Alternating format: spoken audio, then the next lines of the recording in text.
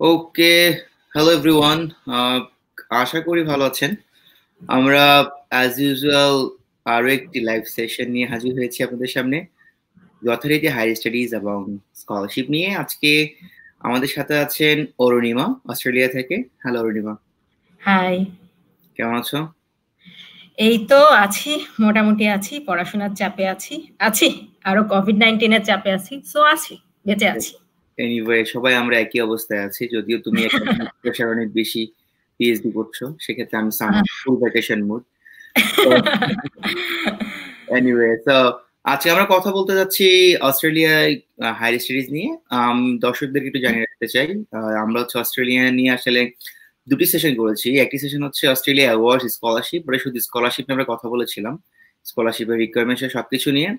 আরেকটি সেশন আমরা করেছিলাম অস্ট্রেলিয়াতে আসলে ক্যারিয়ার এবং যদি সেটেল করতে চাই পিয়ার, সেটি কিভাবে হবে। যদিও সেই সেশনটি আসলে এটার পরে হলে ভালো হতো, বাট অরুণিমা ব্যস্ত ছিল পিএইচডি নিয়ে, তো আমরা হচ্ছে এটা একদম ওটা আগে করেছি। কোনো সমস্যা না, আসলে যে যার যেটা টার্গেট সেটা দেখে নিবি, কোনো সমস্যা নেই। বাট আজকে আমরা আসলে কথা বলতে যাচ্ছি ওভারঅল অস্ট্রেলিয়াতে এডুকেশন নিয়ে, পড়াশোনা করতে যাওয়া নিয়ে। যেহেতু এটা কোনো মানে শুধু অস্ট্রেলিয়া অ্যাওয়ার্ড স্কলারশিপ না, বরঞ্চ আরো কি কি স্কলারশিপ, কি কি ফান্ডিং আছে, মাস্টার্স প্রোগ্রাম বা পিএইচডি প্রোগ্রাম আসলে কিভাবে ইন করা যায়, ইন করার প্রসেস গুলো কি, রিকোয়ারমেন্টস গুলো কি, এবং আপনি ইন করার পরে আপনি হচ্ছে একাডেমিক কি কি ডিফিকাল্টিস ফেস করতে পারেন এবং সেগুলো থেকে কিভাবে ওয়ে আউট হতে পারে। সো যেহেতু অরুণিমা পিএইচডি করছে, সে অনেক ভালো জানবে, এবং সে আমাকে জানিয়েছে একটু যে সে অলরেডি আসলে চ্যাপ্টার হয়ে গেছে সর্ট অফ পিএইচডি প্রেসারে। তো আমার মনে হয় জানার অনেক কিছুই আছে, যে যারা পিএইচডি ডিসিশন নিচ্ছেন বা মাস্টার্স ডিসিশন নিচ্ছেন তাদের বাইরে পড়াশোনার ওভারঅল একটা অবস্থা। তো আমি বলবো যে ওই দুটো সেশন আপনারা দেখতে পারেন, এবং এই সেশনটি আপনাদের জন্য ইফেক্টিভ হতে পারে। আমরা চেষ্টা করবো ম্যাক্সিমাম ইনফরমেশন দেওয়ার জন্য, অন্য যে কোনো সেশনের মতোই। সো অনেক কথাই বলে ফেললাম। অরুণিমা, তুমি যদি হচ্ছে একটু ব্রিফলি তোমার একটু পরিচয়টা শেয়ার করো বাংলাদেশ এবং হচ্ছে কি ডিটেল। আচ্ছা, তো বেসিক্যালি আমি বাংলাদেশ থেকে উইমেন অ্যান্ড জেন্ডার স্টাডিজে ঢাকা ইউনিভার্সিটি থেকে আসলে আমি অনার্স এবং মাস্টার্স কমপ্লিট করি। সেটা কমপ্লিট করি হচ্ছে 2016 সালে। হ্যাঁ, 2016 মেতে আমার রেজাল্ট হয়। তারপরে আমি খুব অল্প কিছুদিন ইউএনডিপিতে ইন্টার্নশিপ করেছিলাম 6 মাসের মতো। দেন আইসিডিডিআরবিতে একটা ইন্টার্নশিপ করি for about like 4 months, and in the mean time আমার হচ্ছে এখানে স্কলারশিপ হয়ে গেল পিএইচডির জন্য। তো আমি 2017 এর জুলাইতে এখানে পিএইচডি করতে আসি। আর এখন বর্তমানে পিএইচডি করছি অবশ্যই ওয়েস্টার্ন সিডনি ইউনিভার্সিটিতে, যেটা সিডনিতে লোকেটেড। আর আমি হচ্ছে এখানকার school of humanities and arts এই স্কুলে পিএইচডিটা করছি, যদিও আমার পিএইচডি এর সাবজেক্টটা হচ্ছে কালচারাল অ্যান্ড সোশ্যাল অ্যানালাইসিস। তো আমি বেসিক্যালি যেটা দেখতে চাচ্ছি সেটা হচ্ছে আমার কাজ বেসিক্যালি সেক্সুয়াল হ্যারাসমেন্ট নিয়ে, উইমেনদের সেক্সুয়াল হ্যারাসমেন্ট। তো আমি দেখছি হচ্ছে বাংলাদেশের পাবলিক বাসে উইমেনদের সেক্সুয়াল হ্যারাসমেন্টের যে শিকার হয় সেই সম্পর্কে তাদের পার্সপেক্টিভটা কি, এবং সেই সাথে সেই নিয়ে কি ধরনের কাজ হচ্ছে গভর্নমেন্ট লেভেলে অর এনজিও লেভেলে।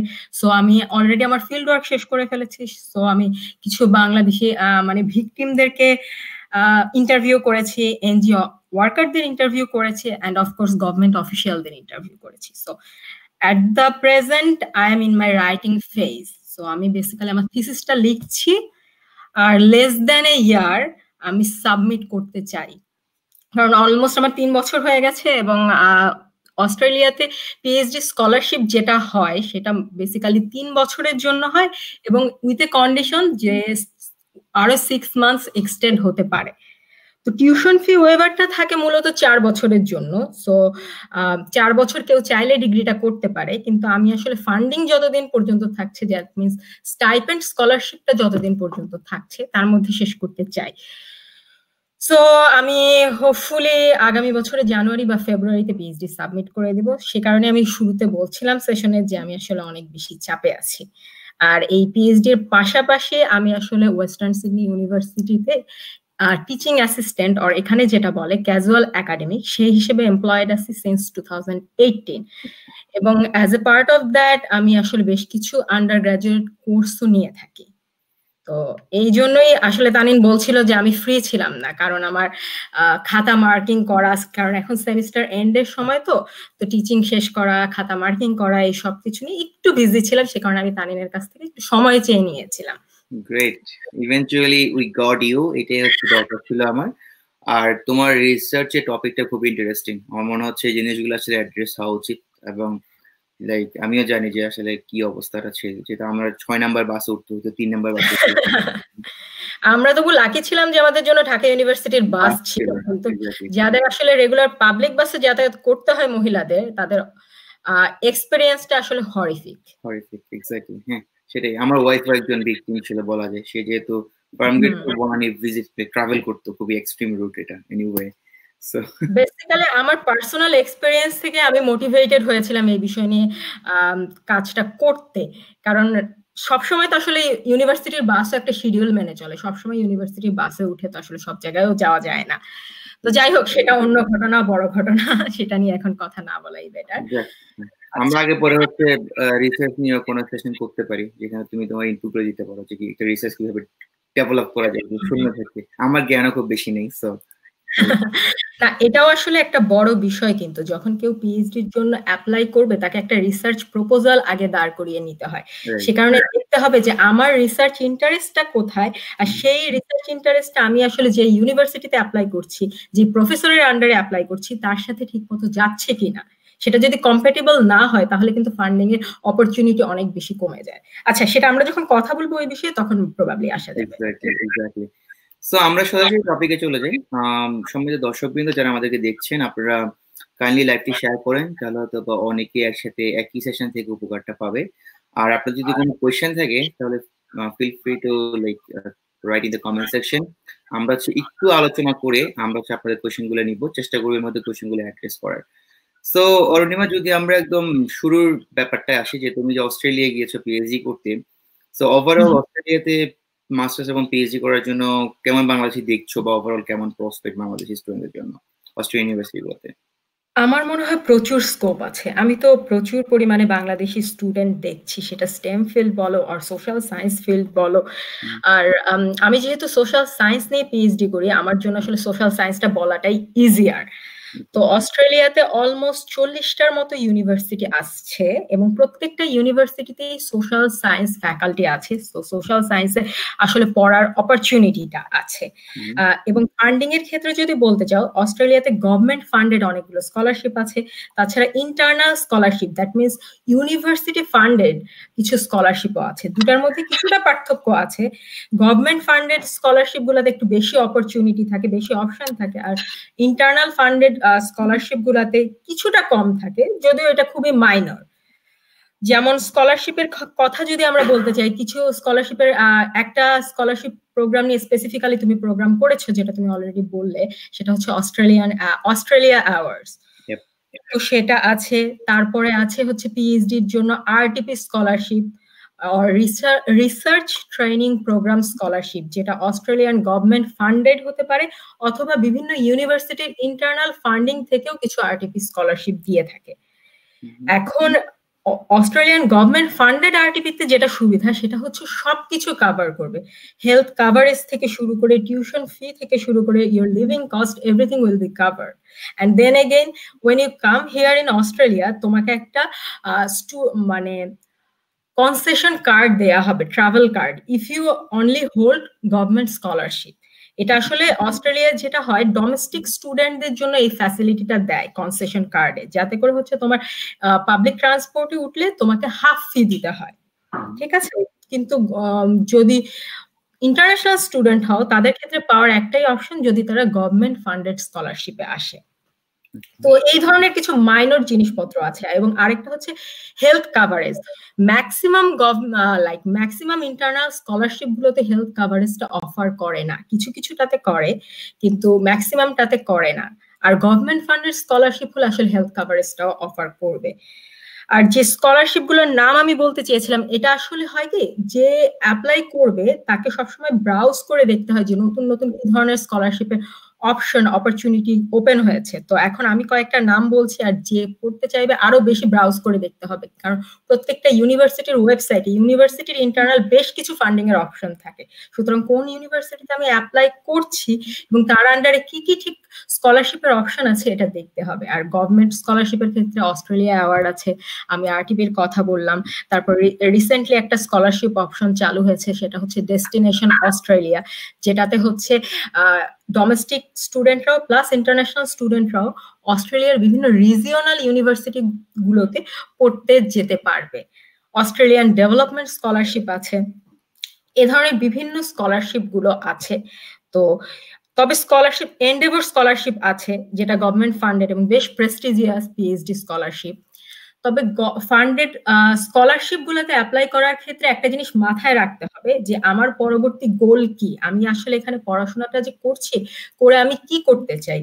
আইদার আমি এখানে শেষ করে কি আমি অস্ট্রেলিয়াতেই আসলে একটা জবের জন্য ট্রাই করব, অর আমি বাংলাদেশে ব্যাক করবো এবং বাংলাদেশে জবের জন্য ট্রাই করব।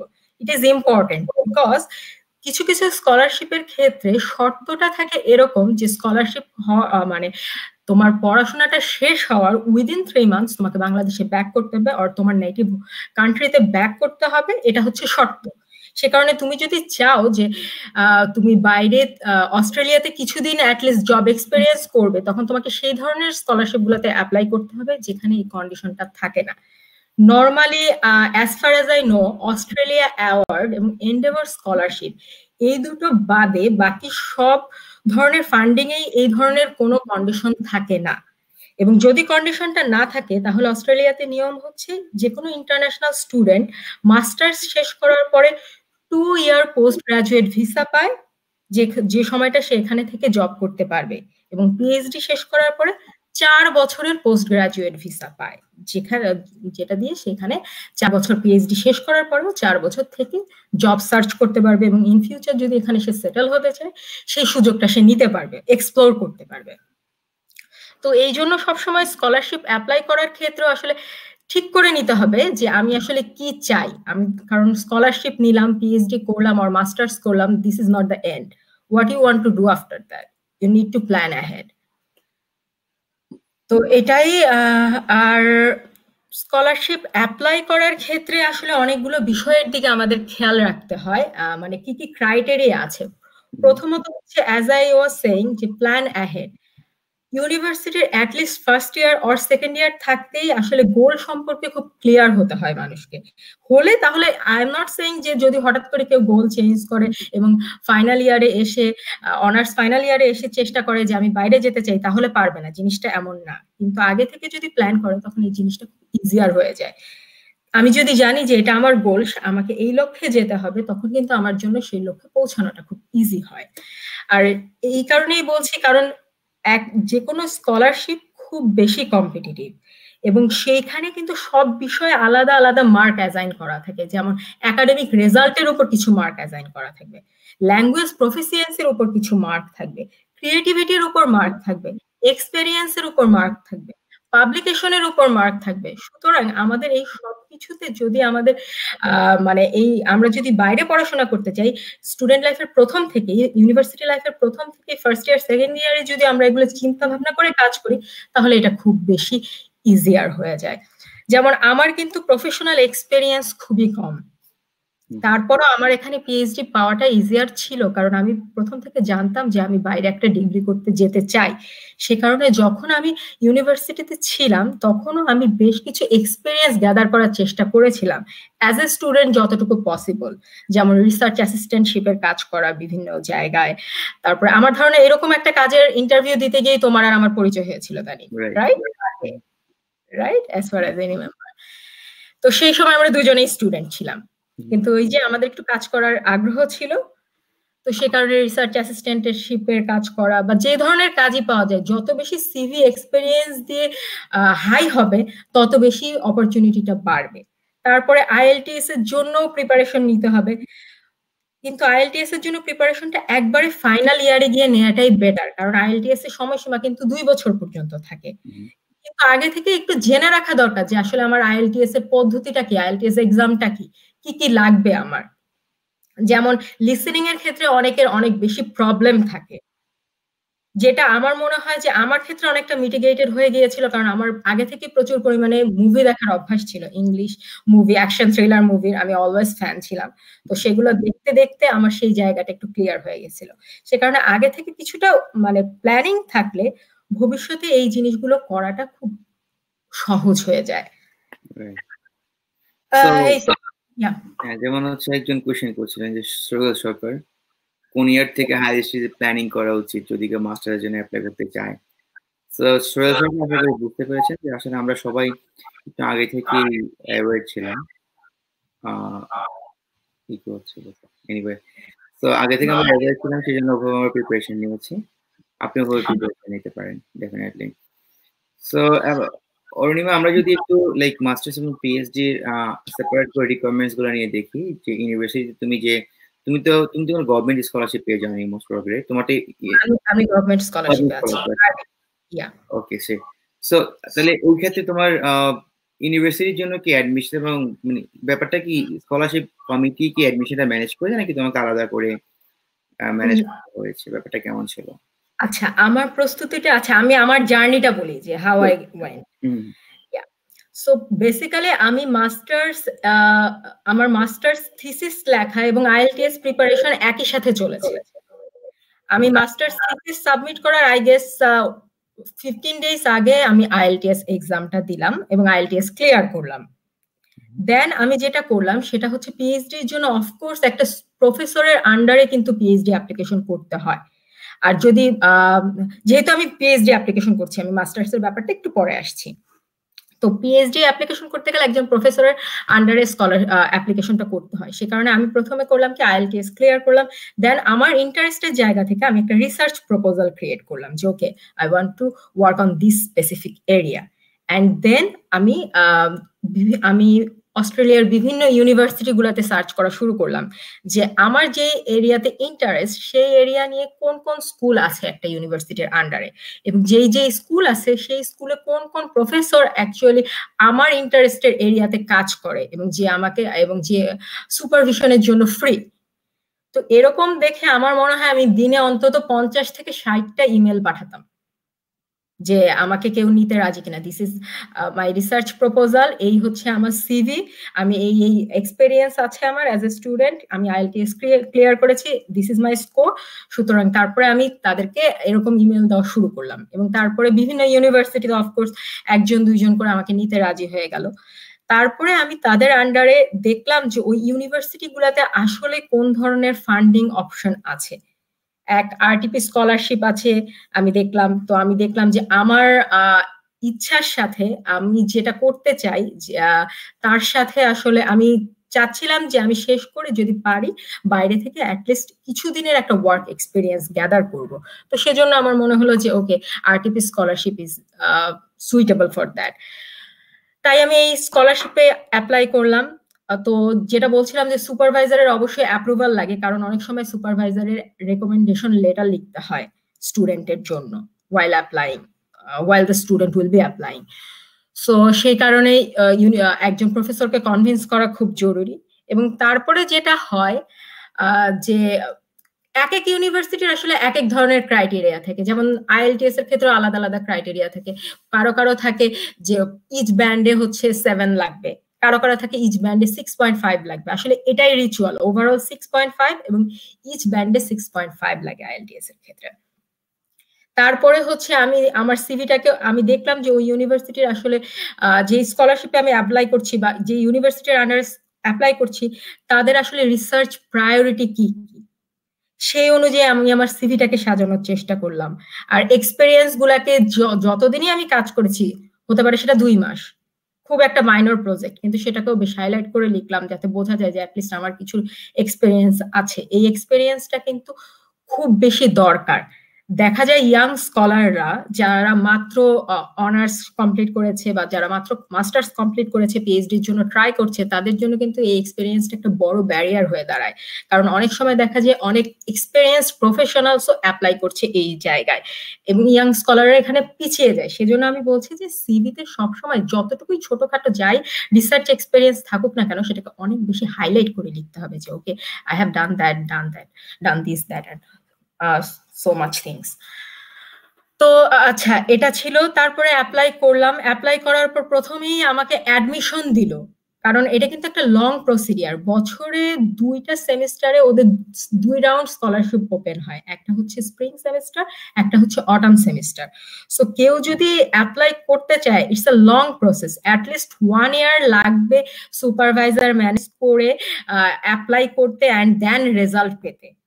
This is a very long process. এরকম না যে আমি আজকে চাইলাম যে আমি আগামী মাসে বাইরে চলে যেতে পারবো, এরকম না। ইভেন 6 মান্থেও এটা আসলে করাটা বেশ কঠিন ব্যাপার। সবকিছু মিলিয়ে সবকিছু হয়ে আসতে 6 মান্থেও জিনিসটা হয় না।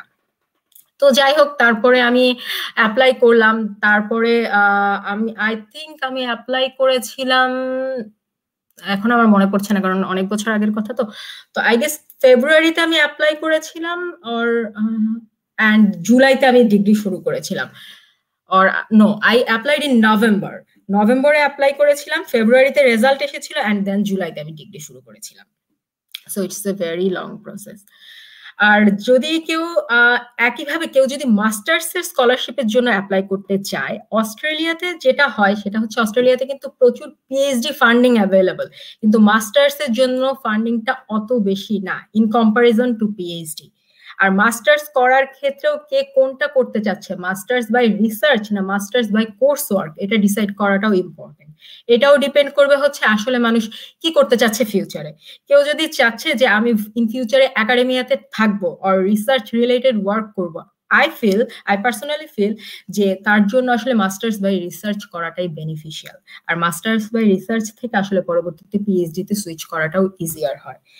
আর মাস্টার্স বাই কোর্স ওয়ার্ক, অন্যদিকে কারো যদি প্রিফারেন্স থাকে না আমি আমার প্রফেশনাল ক্যালিবারটা আরো হাই করব, তখন সে মাস্টার্স বাই কোর্স ওয়ার্কও করতে পারে। এবং অস্ট্রেলিয়াতে মাস্টার্স বাই কোর্স ওয়ার্ক আর মাস্টার্স বাই রিসার্চ দুটোই 2 বছরের প্রোগ্রাম। মাস্টার্স বাই রিসার্চের ক্ষেত্রেও 1 বছর আসলে কোর্স ওয়ার্ক করে নিতে হয়, এবং সেকেন্ড ইয়ার থাকে থিসিস ইয়ার, যখন একজন স্টুডেন্ট থিসিস লিখতে থাকে।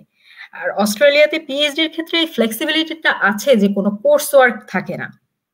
সো পিএইচডি পুরোটাই, কারণ অস্ট্রেলিয়াতে PhD in comparison to US kind of shorter, কারণ ইউএসএ তে 5 বছর লাগে মিনিমাম পিএইচডি করতে, কিন্তু অস্ট্রেলিয়াতে সেই সুযোগটা দেয় 3 থেকে 3.5 বছর। সে কারণে অস্ট্রেলিয়াতে আসলে কোর্স লোডের প্রেশারটা থাকে না। আচ্ছা, এই তো আমার মনে হয় এটাই আমি বলতে চাচ্ছিলাম। তানিম, তোমার কি কোনো কোয়েশ্চেন আছে or any further clarification needed? I don't think এই মুহূর্তে কোনো কোশ্চেন আছে। আমরা হচ্ছে একটু আগাবো, কোশ্চেন নিব। কোয়েশ্চেন নিতে পারি, তারপর কোয়েশ্চেন করব। কেউ করতে করতে যদি আমার আরো কিছু মনে আসে তখন আমি সেটা বলা শুরু করব। ওকে, না আমাদের আরো নরমালি কথা বলার আর কিছু আছে, বা যেহেতু তুমি রিকোয়ারমেন্টস এবং এগুলো নিয়ে কথা বললে, সো সেক্ষেত্রে আমরা কিছু কোশ্চেন নিতে পারি। একটা কোশ্চেন হচ্ছে সোশ্যাল সায়েন্সের সাবজেক্টগুলোর ক্ষেত্রে ইন্টারনাল ফান্ডিং এর স্কোপ কেমন, সো এবং ফান্ডিং পাওয়ার ক্ষেত্রে কোন ব্যাপারগুলো কি ফ্যাক্টর হিসেবে কাজ করে?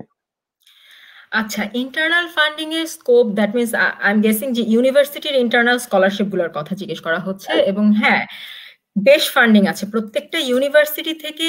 আই গেস প্রতি সেমিস্টারে অন্তত পক্ষে 15-20টা স্কলারশিপ থাকে প্রতি সেমিস্টারে প্রতি ইউনিভার্সিটি থেকে। তো এখন অস্ট্রেলিয়াতে 40টা ইউনিভার্সিটি আছে, প্রতি সেমিস্টারে যদি আমরা এরকম চিন্তা করি তাহলে কিন্তু প্রচুর স্কলারশিপ আছে।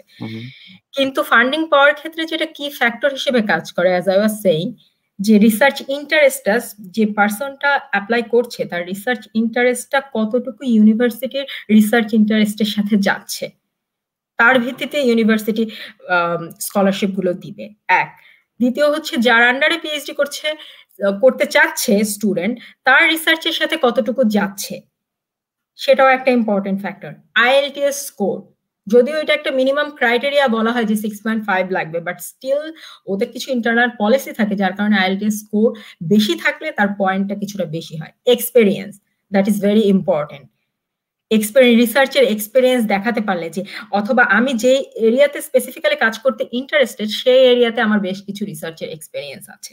যেমন আমি পিএইচডি করছি as a saying sexual harassment of women নিয়ে।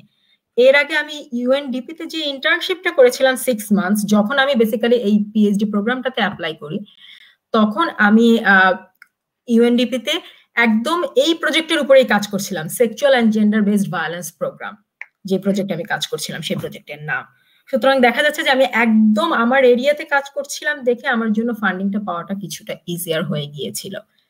তো এই বিষয়গুলো সবসময় কাজ করে। আর হচ্ছে পাবলিকেশন, যদি পাবলিকেশন করা যায় পিয়ার রিভিউড জার্নাল থেকে অবশ্যই পাবলিকেশনটা করতে হবে। পাবলিকেশন কিন্তু অনেক নন পিয়ার রিভিউড জার্নাল থেকে অনেক ইজিয়ার ওয়েতে পাবলিকেশন করা সম্ভব, কিন্তু সেগুলো আসলে ক্যারিয়ারের জন্য বেনিফিশিয়াল না এবং ইউনিভার্সিটি গুলো এগুলো কিছুতেই একসেপ্ট করতে চায় না।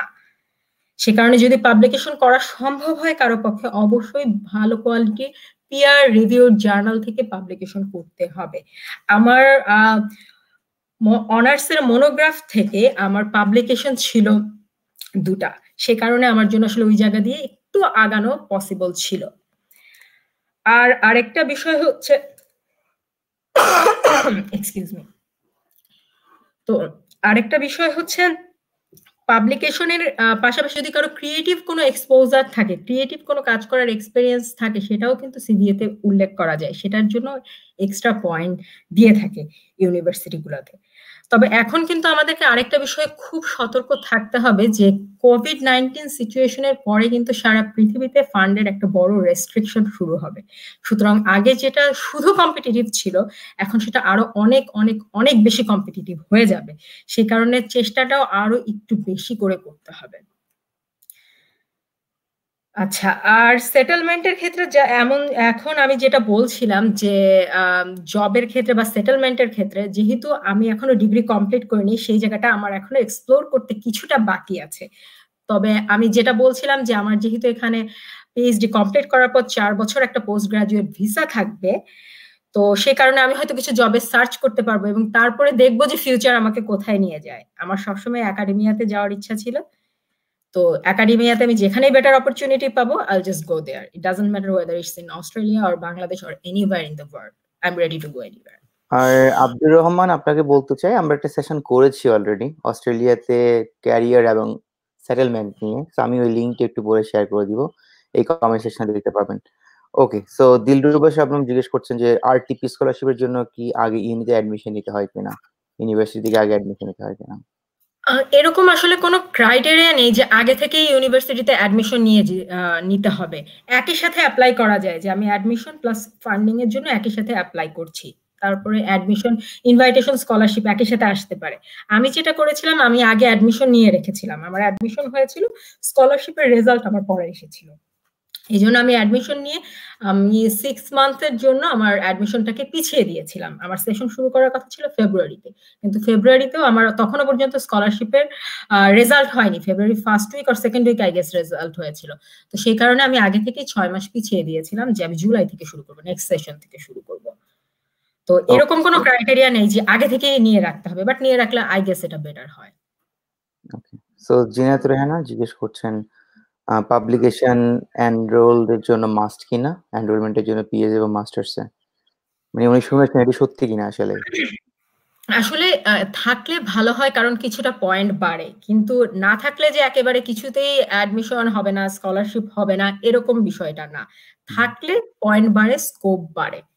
না থাকলে হয়তো অন্য অনেক কিছু দিয়ে পোষানো যায়, আউটস্ট্যান্ডিং রেজাল্ট থাকতে পারে বা কোনো ক্রিয়েটিভ এক্সপোজার থাকতে পারে, এই ধরনের বিষয়গুলো থাকতে পারে, বা যে বিষয় নিয়ে রিসার্চ করছে ওটা হয়তো এত বেশি ইন্টারেস্টিং যে তখন পাবলিকেশনের বিষয়টা চোখেই পড়লো না, কারণ সবকিছুর উপরেই তো আলাদা আলাদা মার্ক অ্যাসাইন করা থাকে। সেই কারণে ফ্রেশ গ্রাজুয়েটদের জন্য একেবারেই সুযোগ নাই, বিষয়টা তা না। আমি যেটা বলছিলাম যে আমি ডিগ্রি শেষ করার 1 ইয়ারের মাথায় আমি শুরু করে ফেলেছি, সো একেবারেই যে সুযোগ নাই বিষয়টা সেরকম না। Exactly, so I think MD Riya যে কোশ্চেনটি করছেন ফান্ডিং পিএইচডি স্কলারশিপের জন্য মাস্ট কিনা, তো আসলে মাস্ট মনে হয় না, রাইট? থাকলে এটার অ্যাডভান্টেজ, থাকলে অ্যাডভান্টেজ, থাকলে অ্যাডভান্টেজ। কে বলে না যে তোমার পিএইচডি পাবলিকেশন থাকতেই হবে বা 2-3টা পাবলিকেশন লাগবে, এটা কিন্তু কোনো কথাবার্তা লেখা থাকে না। ইভেন মনোগ্রাফটাও কিন্তু একটা এক্সাম্পল হিসেবে ব্যবহার করা যায় যে ওকে, যদি কোনো ফর্মাল পাবলিকেশন না থাকে কিন্তু আমার মনোগ্রাফ অনেক গুড কোয়ালিটির, so you can just attach your monograph as an evidence যে ওকে আমার রাইটিং ক্যাপাবিলিটি ভালো, আমি আমার অনার্সের মনোগ্রাফ অর মাস্টার্সের থিসিস সেটা অ্যাটাচ করে দিলাম আমার অ্যাপ্লিকেশনের সাথে। এই ক্ষেত্রে আরেকটা ইম্পর্টেন্ট বিষয় হলো যদি পিএইচডি স্কলারশিপ পেতে হয় বাংলাদেশের মাস্টার্সকে কিন্তু ম্যাক্সিমাম ক্ষেত্রে মাস্টার্স বাই রিসার্চ ধরে না, যার কারণে ব্যাচেলরের মানে বাংলাদেশের মাস্টার্স দিয়ে বাইরে কোথাও পিএইচডি পাওয়াটা একটু টাফ হয়ে যায়। তো এই ক্ষেত্রে আমি বলবো যদি মাস্টার্সের থিসিসটা গুড কোয়ালিটির হয় এবং থিসিসে যদি ভালো স্কোর থাকে এবং থিসিসটা অ্যাটলিস্ট 20,000 ওয়ার্ডস হতে হবে মাস্টার্স এর ক্ষেত্রে, তখন ওরা এটাকে একটা ফেভার দিবে যে ওকে তারপরে যেহেতু তার রিসার্চ কম্পোনেন্ট ছিল সুতরাং এটা সামহাও মাস্টার্স বাই রিসার্চ ক্রাইটেরিয়ার মধ্যে আমরা ফেলতে পারি। ওকে, নাজিব নিয়াজ জিজ্ঞেস করছেন যে what do you think would be the impact of COVID-19 on the opportunities of scholarship? কিছুটা তো ডিক্রিজ হবে, এটা আসলে খালি স্কলারশিপের ক্ষেত্রে ডিক্রিজ হবে না, জব অপরচুনিটির ক্ষেত্রে সারা পৃথিবীতে একটা বড় ধস নামবে। এবং কিছু কিছু স্কলাররা তো বলছে এটা গ্লোবাল ফাইন্যান্সিয়াল ক্রাইসিসের চাইতেও ইকোনমিতে একটা বড় ধস নিয়ে আসবে। সে কারণে আমি বলছি যে আমাদের আসলে এই বিষয়টা সম্পর্কে সচেতন থাকতে হবে। কিছু কমে যাবে কিন্তু এরকম কিছু না, হয়তো এই বছরটা একদমই কম থাকবে কিন্তু নেক্সট ইয়ার থেকে আস্তে আস্তে বাড়া শুরু করবে। রাইট রাইট, হ্যাঁ, কারণ ইকোনমিতে লস হলেও সেটা কভার আপ করার তো চেষ্টা সবসময় করা হয়, সুতরাং কিছুটা হয়তো এই বছর কম থাকবে কিন্তু আস্তে আস্তে আসলে বাড়বে। আরেকটি কোয়েশ্চেন যে বলছেন যে প্রফেসর কে উনি কনভিন্স করেছেন নিউক্যাসল ইউনিভার্সিটিতে, সো এটা বলছে যে আবার suspended all scholarship for international student for COVID-19. Oh gosh, that is true, that's why I was saying the funding is going to be very restricted. Okay, but এটা আসলে US এর ক্ষেত্রে আমার মনে হচ্ছে একটু ডিফারেন্ট এক্সপেরিয়েন্স। এখনো পর্যন্ত কোনো ইউনিভার্সিটি সরাসরি ওয়েবসাইটে বলে দেয়নি যে সবকিছু ক্যান্সেল, মানে যেটা হচ্ছে সেটা মিক্সড একটা মানে রিয়াকশন হচ্ছে। কেউ বলছে আসো, কেউ বলছে ডিফার করো, আবার কেউ বলছে ওকে ক্যান্সেল করে দিলাম, বাট এতটা লাইক স্ট্রিক্টলি কেউ ক্যান্সেল করেনি পর্যন্ত। আসলে বিষয়টা কি, আমি যখন অ্যাপ্লাই করার আগ পর্যন্ত আসলে ফান্ডিং সবসময় কিন্তু আস্তে আস্তে স্কুইজ হয়ে যাচ্ছে, আবার হঠাৎ করে দেখা যায় বুম হচ্ছে, এটা ডিপেন্ড করে ইয়ার টু ইয়ার। যখন আমি অ্যাপ্লাই করার আগে বিষয়টা ছিল কি ডোমেস্টিক স্টুডেন্টদের আলাদা কম্পিটিশন হতো, ইন্টারন্যাশনাল স্টুডেন্টদের আলাদা কম্পিটিশন হতো, so it was easier to get the scholarship. কিন্তু এখন যেটা করে দিয়েছে অস্ট্রেলিয়াতে ডোমেস্টিক এবং ইন্টারন্যাশনাল স্টুডেন্টরা একই সাথে কম্পিট করে, তো এখন যখন তারা ফান্ডিং দিতে যাবে তখন হয়তো তারা ডোমেস্টিক স্টুডেন্টদেরকে বেশি প্রিফার করবে, দ্যাট ইজ পসিবল। তো এখন আমি যখন অ্যাপ্লাই করা শুরু করলাম তখন থেকে দেখলাম যে ফান্ডিং এর অপরচুনিটিটা রেস্ট্রিক্টেড হয়ে গেছে আগের চাইতে, কিন্তু তারপরও তো স্কলারশিপ পাচ্ছে, তারপরও প্রচুর স্টুডেন্ট বাংলাদেশি প্রতি বছর স্কলারশিপ নিয়ে আসছে। আর আমার সবসময় মনে হয় বাংলাদেশিরা অনেক বেশি হার্ড ওয়ার্কিং, সেই কারণে আমার মনে হয় না যে যতই বাধা আসুক আমাদেরকে আটকে রাখাটা এতটা সহজ হবে। রাইট, ঠিক বলেছো। সো কোভিড নিয়ে আসলে অনেক অনেক কোয়েরি কোয়েশ্চেন আমাকে করেছে, বিভিন্ন সেশনেও করেছে। আমার কাছে মনে হয় মানুষ বেশি ওরিড হওয়ার কারণ আছে, কারণ হচ্ছে সবাই যেহেতু যেমন অনেকে ইউএসএ তে আমি শুনেছি যে ফান্ডিং পেয়েছে আমার পরিচিত, কিন্তু এখন আনসার্টেন, কারণ ইউএস এমবাসি ভিসা শিডিউল করেছিল আবার ক্যান্সেল করে দিয়েছে। আবার ট্রাম্প এটা সেটা বলছে যে হয়তো এবার F1 স্টুডেন্ট নিবে না, হাবি যাবে, অনেক কিছু হতে পারে। তো আমার মনে হয় যেটা হয়তো এই বছরটা মানে নেক্সট ফলটা বেশি ইম্প্যাক্ট হবে, মানে হয়তো স্টুডেন্ট একটু কমে যাবে। বাট আমি ইউএস এর কথা সার্টেনলি বলতে পারি যে ইউএস এর ইকোনমির একটা বিশাল পার্ট হচ্ছে ইন্টারন্যাশনাল স্টুডেন্ট। ইন্টারন্যাশনাল স্টুডেন্ট বিশেষ করে F1 ভিসা নিয়ে কিন্তু ট্রাম্প কিছু বলেনি, ওর কথা হচ্ছে H1B বা অন্যান্য ইস্যু নিয়ে। বা যেটা স্টুডেন্ট ভিসা সেটা আমার মনে হয় আগে পরে ডেফিনেটলি রিজিউম করবে, এবং ডেফিনেটলি হচ্ছে আপনি আসতে পারবেন যদি আপনার প্রিপারেশন থাকে, ফান্ডিং পেয়েছেন, বা এর মধ্যে যেটা করতে পারেন যদি 1 বছর পেছনে একটু ভালো করে পড়াশোনা করতে পারেন, একটু প্রিপারেশন নিতে পারেন, পাবলিকেশন বলেন বা হচ্ছে জিআরই বলেন ইউএস এর জন্য বলছি, বা এলটিএস ভার্ট স্কোর, এগুলো করে ফেলতে পারেন। সো আই থিঙ্ক আপনি যে 1 বছর পর আগে পরে হবে, বাট আটকানোর কোনো সুযোগ নাই, ইউ উইল বি হিয়ার পড়াশোনা করতে চাইলে। হ্যাঁ, একটা আপু মনে হয় জিজ্ঞেস করেছিলেন যে আসলে এখন অ্যাডমিশন উনি নিয়ে রাখবেন কিনা। তো আমার মনে হয় সেটা সে নিয়ে রাখতে পারে আপু, আপনি নিয়ে রাখতে পারেন।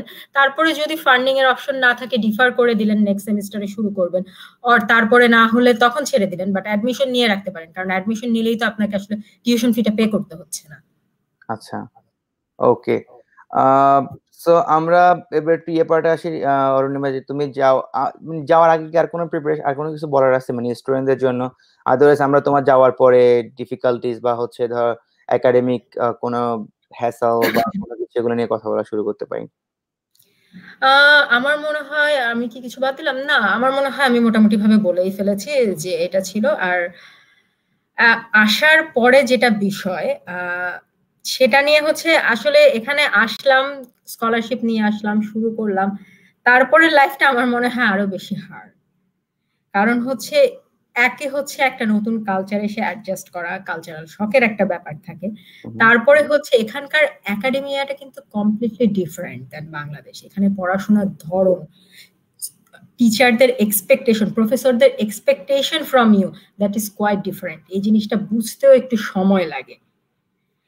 যেমন আমি যেটা পেয়েছি আমার এখানে আসার পর, প্লাস হচ্ছে আমি যেটা বলছিলাম যে আমি বেশ কিছু টিচিং অ্যাসিস্ট্যান্ট হিসেবে কাজ করি এবং বেশ কিছু ইউনিট পড়াই এখানে। সো এখানকার আন্ডার গ্রাজুয়েট স্টুডেন্টদের ক্লাস নেয়ার এবং তাদের খাতা দেখার আমার কিছুটা সৌভাগ্য হয়েছে। তো সেই কারণে আমি যেটা দেখতে পেয়েছি যে আসলে বাংলাদেশের চাইতে এখানে পড়াশোনার ধরনটা থেকে শুরু করে এক্সপেকটেশনটা from students, that is quite different. এখানের পড়াশোনা বেশিরভাগই অ্যানালিটিক্যাল টাইপ। মানে আমরা যেরকম ভাবে বাংলাদেশে অভ্যস্ত যে আমাদের একটা সেমিস্টার শেষে একটা ফাইনাল এক্সাম থাকে, আমি শেষ করে একটা এক্সামে বসবো যেখানে আমার কিছু কোয়েশ্চেন আসবে, আমার মেমোরি থেকে সেই কোয়েশ্চেনের রেসপন্সটা আসলে করে দিয়ে আসতে হবে।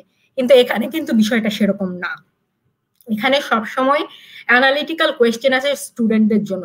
বেশিরভাগ কোর্সে কোনো ফাইনাল এক্সামই থাকে না, আর যদি বা এক্সাম থাকেও সেটা হয় open book exam, that means বই দেখে রেখে এক্সামটা দিতে হবে। সো কোয়েশ্চেন ওইভাবেই সেট করা হয় এবং বেশিরভাগ ক্ষেত্রে ওদের অ্যাসেসমেন্ট গুলো থাকে বিভিন্ন রকমের অ্যাসাইনমেন্ট যেগুলো ওরা অনলাইনে সাবমিট করে।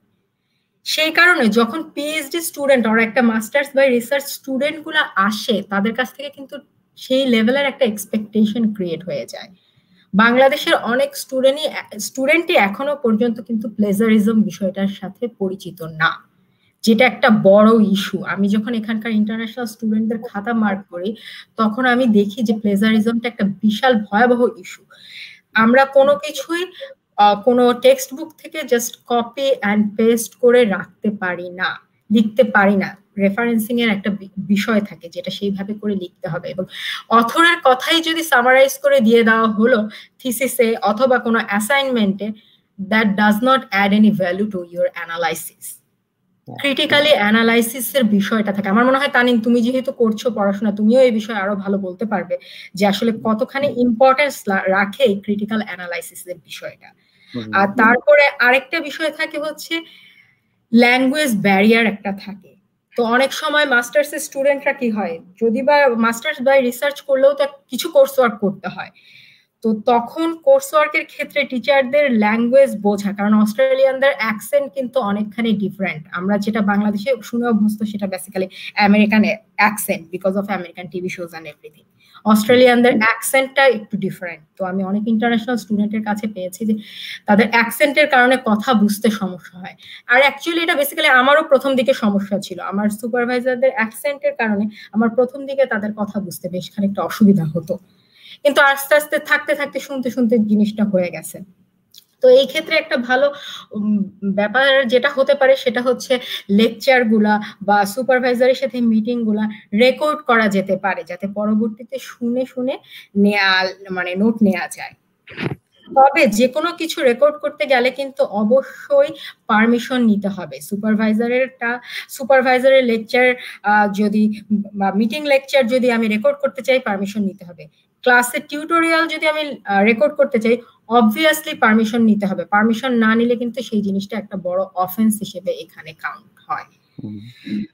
তো আমার মনে হয় হ্যাঁ, এই দুইটা বিষয় হচ্ছে খুব বেশি বেশি খেয়াল রাখতে হবে। এক হচ্ছে প্লেজারিজমের বিষয়, ল্যাঙ্গুয়েজ ব্যারিয়ার, যে আমার আসলে ক্রাইটেরিয়া গুলো বোঝা এবং আমার আর এখানে কিন্তু মাস্টার্স বাই রিসার্চ করলে বেশিরভাগ ইউনিভার্সিটিতে একটা পাথওয়ে প্রোগ্রাম থাকে, যে মাস্টার্স বাই রিসার্চ করে যদি কেউ ডিস্টিংশন লেভেল মার্ক পায়, দ্যাট ইজ অ্যাবাভ 80%, দেন তাকে ডাইরেক্টলি পিএইচডি তে অ্যাডমিশন দিয়ে দেয়া হয়।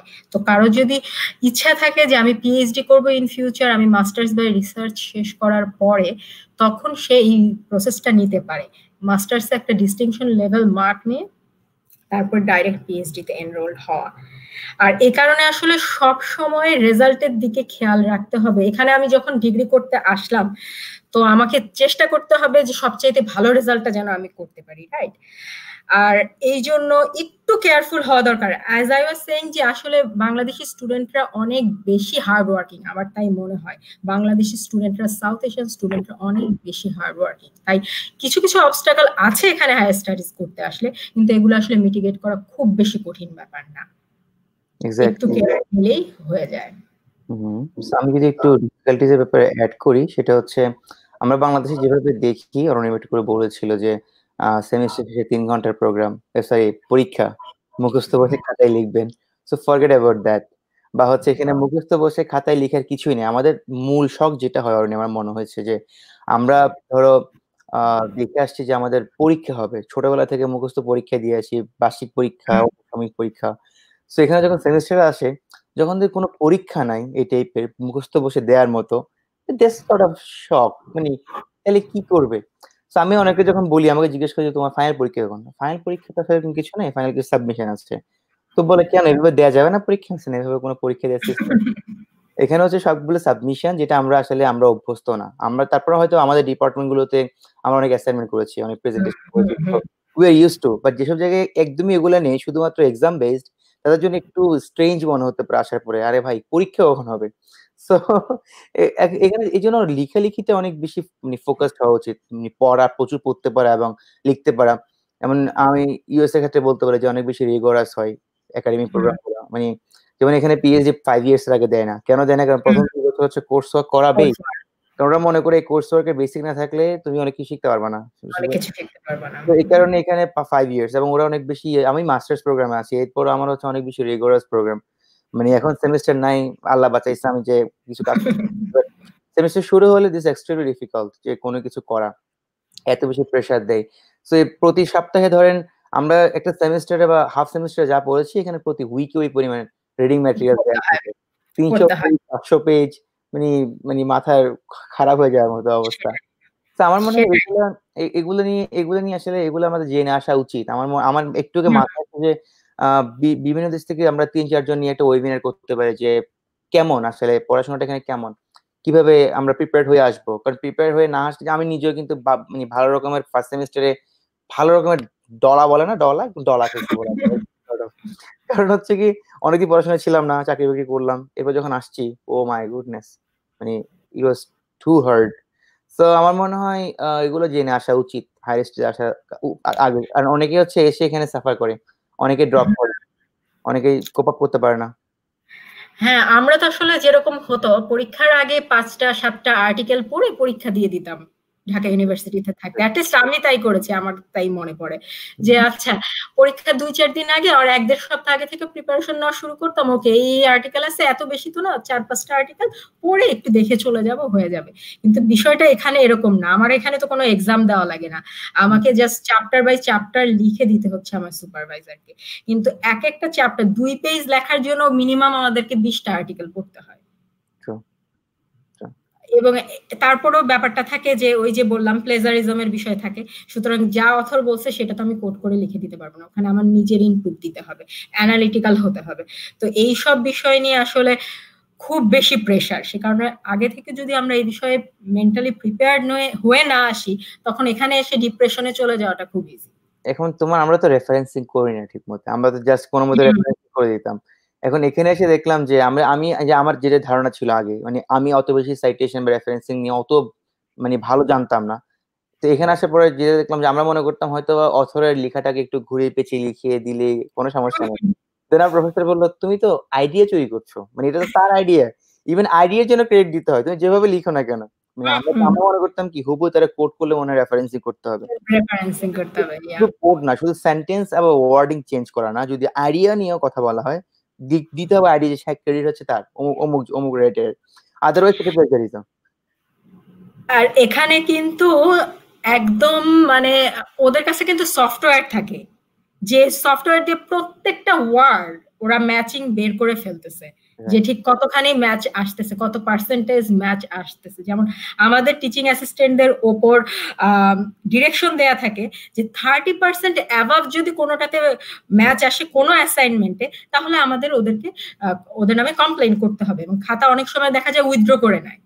আর আমাদের দেশের অ্যাসাইনমেন্ট, ইভেন আমরাও যে অ্যাসাইনমেন্ট লিখে আসছি, কারণ আমরা তো জানতাম না রেফারেন্সিং এর প্রপার ওয়েটা কি, তাহলে অবভিয়াসলি মোর দ্যান 30% তো আমাদের রেফারেন্সিং আমরা ধরা খেতাম যদি। তো যাই হোক, বাংলাদেশের টিচাররা অনেক সময় এ বিষয়ে অ্যাওয়ার হলেও যথাযথ পদক্ষেপ নিতে পারে না, কারণ এই সফটওয়্যারটা তো বাংলাদেশে এইভাবে অ্যাভেলেবল না, আমাদের টিচারদের কাছে তো ওই সফটওয়্যারটা নাই। যাই হোক, আমরা যেখানে সাবমিট করি সেখানে হচ্ছে তোমার ওই সফটওয়্যারের মধ্যে ওই টার্নিটিংটা দেয়া আছে আমাদের সিস্টেমের মধ্যে। সো আমি যখন সাবমিট করি আমি নিজে দেখতে পাবো যে এত পার্সেন্ট ম্যাচ, এবং আমাদের একটা সুবিধা হচ্ছে কি আমাদের একটা ব্ল্যাকবোর্ড সাইট আছে, ওখানে আমরা চেক করতে পারি, আগে সাবমিট করে দেখি যে কত পার্সেন্ট, দেন হচ্ছে এটা ওখানে সাবমিট করি। সো এটা আসলে খুবই ডিফিকাল্ট যে এত কিছু চিন্তা ভাবনা করে, এবং এই সফটওয়্যার এত ডেঞ্জারাস যে সোর্সটা কোথায় সাথে সাথে দেখিয়ে দিবে, টিচার ক্লিক করবে কোন ওয়েবসাইট থেকে কোন জায়গা থেকে নিচ্ছে সেটা চলে আসতেছে, খুবই ডেঞ্জারাস। এনিওয়ে যাক, তো আসলে এই জিনিসগুলো জানার মতো অনেকগুলো ইস্যু, কারণ আমরা যেহেতু একটা ডিফারেন্ট সিস্টেম থেকে পড়াশোনা করে আসি, এখানে এসে যখন এই সিস্টেমের মধ্যে পড়ি তখন আসলে মনে হয় যে আসলে কি করলাম, মানে কি পড়ে আসছি আমি বুঝতেছি না, বা হচ্ছে কি করে আসছি, এত বেশি ক্রিটিক্যাল রিজনিং করতে হয় এখানে, আমাকে মুখস্থ করার নাই। মানে তুমি মুখস্থ করবে কি, তোমার সামনে তো অ্যাসাইনমেন্ট দেয়া আছে, সারাদিন বই খুলে বসে থাকো। সেটাই তো বললাম, ওপেন বুক এক্সামও যদি থাকে সেটা ওপেন বুক, তুমি বই নিয়ে আসো, কোনো সমস্যা নাই, কিন্তু বই দেখে খুঁজে বের করে করে তারপরে ক্রিটিক্যাল অ্যানালাইসিস দিতে দিতে তো পরীক্ষার সময় ওভার হয়ে যাবে। কিন্তু আমরা যে মেমোরাইজ করা যে ট্রেডিশন থেকে মানে বের হয়ে আসাটা একটু ডিফিকাল্ট হয়, যে আমি সারা জীবন মেমোরাইজ করে আসছি, হঠাৎ করে এসে আমার মানে মুখস্থ করার কিছু নেই, পরীক্ষা লিখার কিছু নেই, what is this, right? Anyway, okay, so Arunima আমরা কি কিছু কোশ্চেন নিয়ে নিব আবার? মোটামুটি অনেক শেষ করে ফেললাম, 1.5 ঘন্টার মতো শেষ হয়ে গেছে। ওকে, সো আসিফ শাওন জিজ্ঞেস করছেন যে please explain the minimum CGPA in honors for getting the scholarship in master's program. So minimum CGPA requirement. Minimum বলে আসলে ওরা তো এরকম ভাবে কোনো মিনিমাম রিকোয়ারমেন্ট মানে দেয় না, বাট অ্যাবাভ যদি 3.70 আউট অফ 4 এ যদি অ্যাবাভ 3.70 থাকে তাহলে পাওয়াটা আরো বেশি মানে পসিবিলিটি ক্রিয়েট হয় আর কি। এমন না যে 3.7 এর কম থাকলে পাওয়া যাবে না, বিষয়টা তার না, কিন্তু 3.7 এর অ্যাবাভে রাখার চেষ্টা করা উচিত, অ্যাটলিস্ট চেষ্টা করা উচিত। আর এই জন্যই বললাম যে আমরা যদি আসলে আগে থেকে ইউনিভার্সিটির ফার্স্ট ইয়ার সেকেন্ড ইয়ার থাকতে আমরা কেয়ারফুল হয়ে যাই যে ওকে আমি বাইরে পড়াশোনা করতে যেতে চাই এবং এটা হচ্ছে আমার রিকোয়ারমেন্ট, আমাকে অ্যাবাভ 3.7 রাখতে হবে, তখন আমার মনে হয় সবগুলো সেমিস্টার মিলে আমাদের মিনিমাম ব্যাচেলারে 8টা সেমিস্টার থাকে, তাই 2 সেমিস্টার 4 সেমিস্টার যাওয়ার পরেও কিন্তু রেজাল্ট করে সেই 3.7 এর অ্যাবাভ রাখাটা সম্ভব। আর এটা হচ্ছে আর আরেকটা বিষয় হচ্ছে যে এটা ইউনিভার্সিটি টু ইউনিভার্সিটি ভ্যারি করে। আবার ওরা যেটা করে স্কলারশিপ অ্যাপ্লিকেশন গুলো যখন একটা ডিপার্টমেন্টের আন্ডারে জমা হয় তারা কিন্তু সেগুলোকে র্যাঙ্ক করে, রাইট? তো সবগুলো বিষয়ের উপরে আলাদা আলাদা পয়েন্ট দেওয়া থাকে। As I was saying IELTS এ কিছু পয়েন্ট থাকছে, রেজাল্টের উপর কিছু পয়েন্ট থাকছে, এক্সপেরিয়েন্সের উপর পয়েন্ট থাকছে, পাবলিকেশনের উপর পয়েন্ট থাকছে, ক্রিয়েটিভিটির উপর পয়েন্ট থাকছে, রিসার্চটা কতটুকু ইম্পর্টেন্ট তার উপর পয়েন্ট থাকছে। এই সবকিছু পয়েন্ট মিলে প্রত্যেক স্টুডেন্টকে একটা ইন্ডিভিজুয়াল স্কোর দেওয়া হয় এবং দেওয়ার পরে সেগুলোকে আসলে নাম্বারিং করা হয় 1 2 3 4 এবং তারপরে দেখা যায় যে ফার্স্ট প্রত্যেক ডিপার্টমেন্ট থেকে যে ফার্স্ট যাচ্ছে সে অবশ্যই স্কলারশিপ পাবে, সেকেন্ড হয়তো পাওয়ার সম্ভাবনা থাকে, বিষয়টা এরকম হয়। সে কারণে সিজিপিএ যদি খারাপও হয় অন্য জায়গা দিয়ে যদি সেগুলোকে আমরা কভার করার চেষ্টা করতে পারি, যে এখন মানুষের তো সিজিপিএ খারাপ হয়েই যেতে পারে, চেষ্টা করার পরও খারাপ হয়ে যেতে পারে এবং সব ডিপার্টমেন্টে আসলে সমানভাবে সিজিপিএ পাওয়াও সম্ভব হয় না, তখন সেই বিষয়গুলো খেয়াল করে যতটুকু সম্ভব চেষ্টা করা উচিত এবং এটাই আর কি। আর না হলে অন্যান্য বিষয়গুলো দিয়ে এটা কভার করার চেষ্টা করা যায়। ওকে, সো রাসেল রানা জিজ্ঞেস করছেন যে ইঞ্জিনিয়ারদের স্কোপ কেমন, বিএসসি কমপ্লিট করলে কি সরাসরি পিএইচডি করার অপরচুনিটি কেমন? এনিওয়ে, বিএসসি করার পরে অপরচুনিটি আসলে অ্যাটলিস্ট একটা মাস্টার্স না থাকলে আমার মনে হয় এখানে আসলে করতে আসাটা একটুখানি ডিফিকাল্ট, যদিও স্টেম সম্পর্কে আমার আইডিয়াটা কিছুটা কম। তারপরও আমার মনে হয় যে অ্যাটলিস্ট একটা মাস্টার্স যদি বাংলাদেশ থেকে না থাকে তাহলে এটা পাওয়াটা কিছুটা হার্ড। আর আমার মনে হয় এই জন্য যে সায়েন্সের বা স্টেমের কোনো সাবজেক্টে পিএইচডি করছে বা মাস্টার্স করছে তার কাছ থেকে পরামর্শ নেওয়াটা বেশি বেটার হবে। I can talk vaguely about that, but not any clear idea. US এর ক্ষেত্রে আমি বলতে পারি যে অনেক এক্সাম্পলই আছে যে সরাসরি আন্ডারগ্রেড করার পর পিএইচডি তে অ্যাডমিশন পেয়েছে। সো সেটা আসলে একটু ডিফিকাল্ট কিন্তু পসিবল ফর ইউএসএ, কারণ ইউএসএ তে হয়তো মাস্টার্সটা ওভাবে দেখে না, বাট অস্ট্রেলিয়ার ক্ষেত্রে কেসটা ডিফারেন্ট হতেই পারে। ওকে, সো ওকে, এন্ডেভার স্কলারশিপ কি একেবারে বন্ধ হয়ে গেছে? আচ্ছা, আমাকে কে জানি বলেছিল এন্ডেভার স্কলারশিপ বন্ধ হয়ে গেছে, দিস ইজ ট্রু? আমি কিন্তু এখনো এরকম কোনো খবর পাইনি। এন্ডেভার স্কলার তো আমি এখনো দেখি, তো আমার মনে হয় না যে যদিও এটা আমার আসলে ভ্যালিডিটি করতে হবে, দেখতে হবে, চেক করতে হবে, but I am not fully aware of this, but I knew that it's still going on. Okay, Koushik Biswas বলছেন এক্সিলেন্ট শেয়ারিং দিদি, sharing from our own practical experience. Okay, so thank you Koushik ভাই যে আপনি দিদির কথা অ্যাপ্রিশিয়েট করছেন। আমারও মনে হচ্ছে অরুণিমা খুব ভালোই বলছো। আরো হচ্ছে পিআর নিয়ে কিছু কোশ্চেন আছে যে shortcut way to get PR in Australia. So ভাই রিয়াজ ভাই, আমি হচ্ছে দুটা লিঙ্ক শেয়ার করেছি, দেখতে পাবেন নিচে। তার মধ্যে একটি হচ্ছে ক্যারিয়ার এবং পিআর নিয়ে, ওখানে এখন সেটেল করেছেন এবং ভালো জব করছেন প্রমিথিউস সিদ্দিকী ভাইয়া, উনি শেয়ার করেছেন অনেক এক্সপিরিয়েন্স এবং ডিটেল উনি বলেছেন যে আসলে পিআর রেস খুব কেমন বা কিভাবে আগালে পিআরটা পাওয়া যাবে বা ক্যারিয়ার কিভাবে সেটেল করতে পারেন ওখানে। সো আই থিঙ্ক সেশনটা দেখে নিবে, আমি কমেন্ট বক্সে দিয়ে দিয়েছি, চেক করলে পেয়ে যাবেন। Anyway Arunima, so I think আমরা জাস্ট হয়তোবা শেষের দিকে চলে এসেছি, যেহেতু আমাদের মোটামুটি আর কোয়েশ্চেন নেই এবং আমরা ম্যাক্সিমাম জিনিস কভার করেছি। সো তুমি হচ্ছে যদি ফাইনালি কোনো কিছু বলার থাকে টু দ্য অডিয়েন্স তাহলে একটু বলতে পারো। আচ্ছা, ফাইনালি কিছু বলার যদি থাকে সেটা আমি বলবো যে আসলে চেষ্টা থাকলে কোনো কিছুই করাটা বেশি কঠিন না। আর আমি যেটা বলছিলাম বারবার আমি এটাই বলছি যে আমরা আসলে অনেক বেশি হার্ড ওয়ার্কিং, আমার তাই মনে হয় অ্যাটলিস্ট নিজের এক্সপেরিয়েন্স দিয়ে।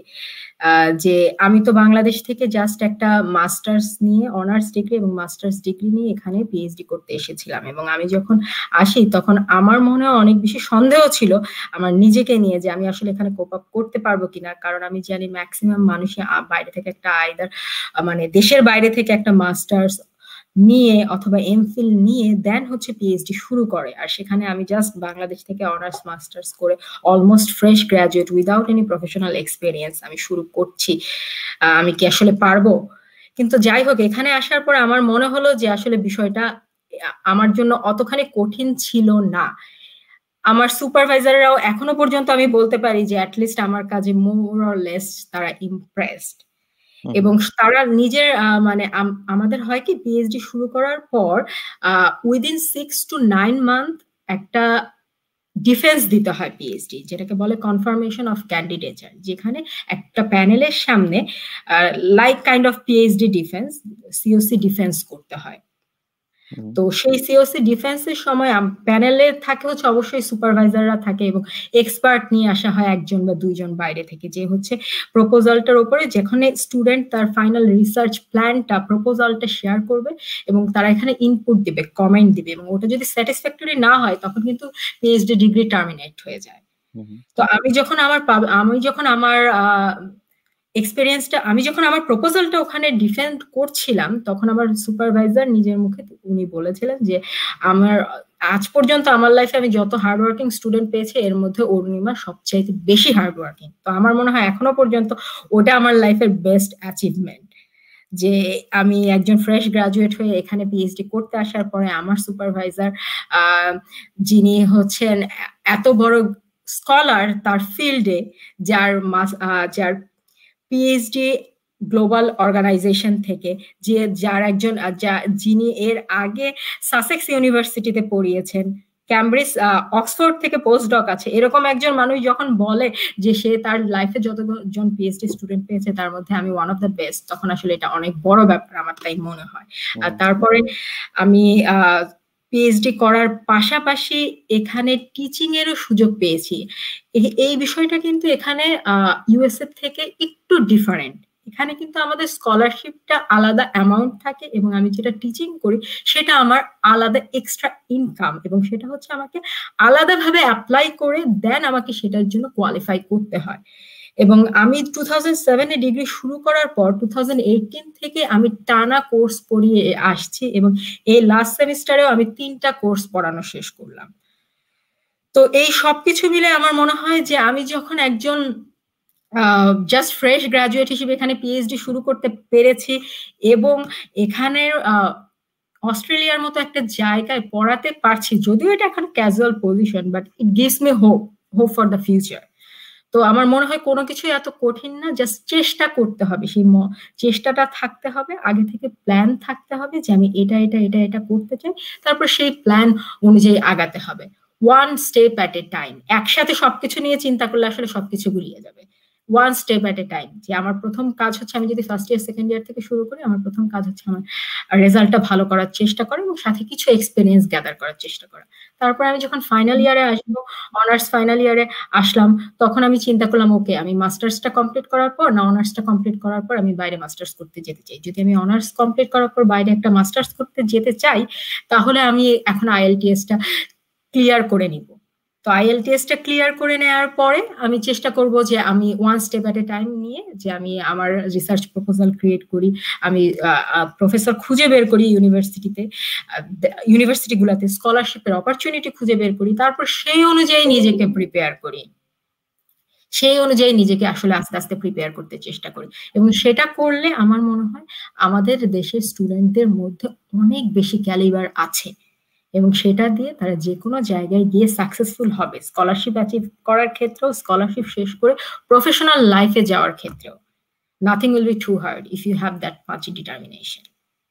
Exactly, very much inspiring Arunima, শুনে খুব ভালো লাগলো, like your achievement in Australia. আসলে এটা এখানকার প্রফেসররা স্বীকার করেন যে আমাদের দিক থেকে যারা আসে, এই যে আমি বললাম আমরা অনেক কিছু না জেনে চলে আসি, বাট এরপরে দেখা যায় অন্যান্য অনেকের চেয়ে, ইভেন যারা লোকাল এখানকার, এদের চেয়ে কিন্তু আমরা ভালো করি বা আমাদের বাংলাদেশি স্টুডেন্টরা ভালো করে, অনেক অনেক ডিস্টিংক্ট রেজাল্ট আছে, অনেক টিচার ফ্যাকাল্টি আছে এখান থেকে পড়াশোনা করার পরে।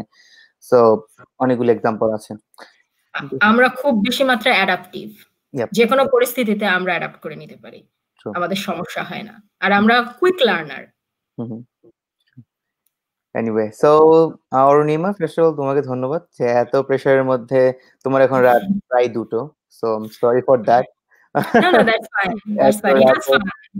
হ্যাঁ, সো আসলে আমার এই শোর একটাই প্রবলেম যে এত বেশি দেশ থেকে গেস্টরা জয়েন করে যে আমার টাইম ট্র্যাক রাখতে একটু ডিফিকাল্ট হয়ে যায়, আসলে কার টাইম কয়টাই। সো মাথায় ছিল না যে বাংলাদেশ নয় টাইমে তোমার একটা হয়ে যাবে।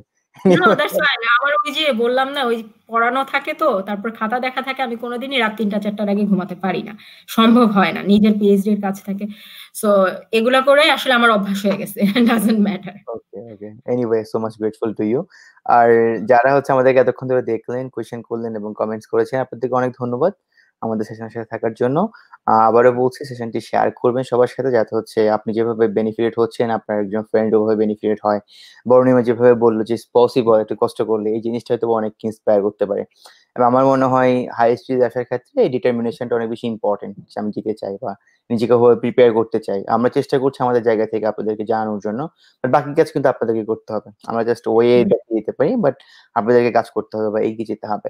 সো শেষ করছি এখানে আজকের মতো। কালকে আমাদের একটি সেশন আছে, সেটি হচ্ছে ইউএসএ তে লাইক আফটার পড়াশোনা আপনি যে জবে ল্যান্ড করবেন সেই জায়গাটা নিয়ে অনেকে জিজ্ঞেস করছেন যে আসলে স্কোপটা কি। সো আমাদের সাথে জয়েন করবেন কাউসার ফরহাদ ভাই। আই থিঙ্ক ওই সেশনটা অনেক ভালো হবে, ঠিক রাত 9টায়। সো আজকের মধ্যে এখানে শেষ করছি। Arunima, thank you so much for joining, and then you are most welcome, and thank you for inviting me. Yeah, it has been a great fun. Thanks a lot. Okay, bye bye. Bye.